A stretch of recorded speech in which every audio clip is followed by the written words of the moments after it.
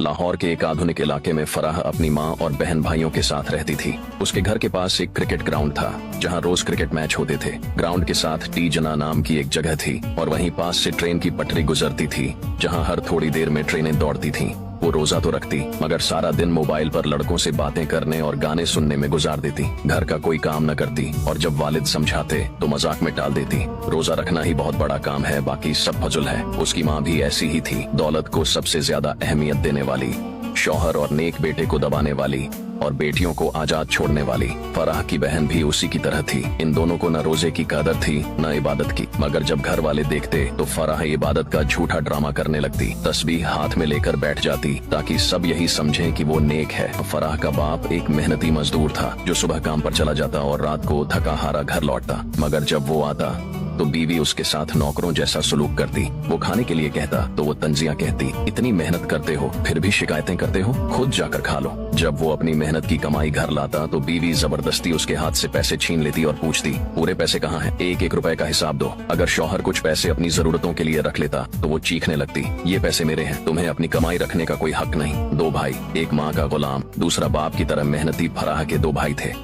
बड़ा भाई जो हमेशा माँ की बात मानता था, उसकी हर बात पर यकीन करता और घर की हर खबर जाकर माँ को बताता। अगर बाप या साजिद कोई बात करते या कोई रिश्तेदार आकर कुछ कहता तो वो फौरन माँ को जाकर खबर दे देता, अम्मी अब्बा ने आज ये कहा, साजिद ने ऐसे बोला, फलां रिश्तेदार ने ये कहा। माँ को उसकी यही आदत पसंद थी और वो उसे सबसे ज्यादा चाहती थी। लेकिन इस बड़े भाई को एक और जुनून था, क्रिकेट। वो हर वक्त क्रिकेट में गुम रहता, जहाँ जाता क्रिकेट क्रिकेट, बस क्रिकेट ही उसकी जिंदगी थी। घर में रहता तो टीवी पर क्रिकेट, बाहर जाता तो दोस्तों के साथ क्रिकेट। और अगर माँ उसे कोई काम कहती तो उसका एक ही जवाब होता, पहले मैच पूरा कर लूं फिर देखता हूँ। दूसरा भाई साजिद जो फराह से कुछ साल बड़ा था, अपने बाप की तरह मेहनती था। रोजाना मजदूरी करता, रात को थका हारा घर आता। वो न माँ का लाडला था न बहनों की तरह आजाद, बल्कि जिंदगी की सख्तियों का सामना कर रहा था। साजिद का निकाह हो चुका था और जब वो रात को आता तो थोड़ा सा वक्त निकालकर अपनी बीवी से मोहब्बत से बातें करता, मगर माँ को ये भी बर्दाश्त न था। वो तंज के तीर चलाती, अब बीवी के बगैर 2 मिनट नहीं रह सकते। माँ के लिए वक्त नहीं बचा, बस बीवी ही सब कुछ बन गई। तू भी अपने बाप की तरह बीवी का गुलाम बन गया। रमजान की खूबसूरत रात, फराह पर अल्लाह का अजाब। एक रात जब सब लोग तरावीह पढ़ रहे थे, फराह और उसकी बहन मोबाइल में मग्न थीं। अचानक फराह का जिस्म कांपने लगा,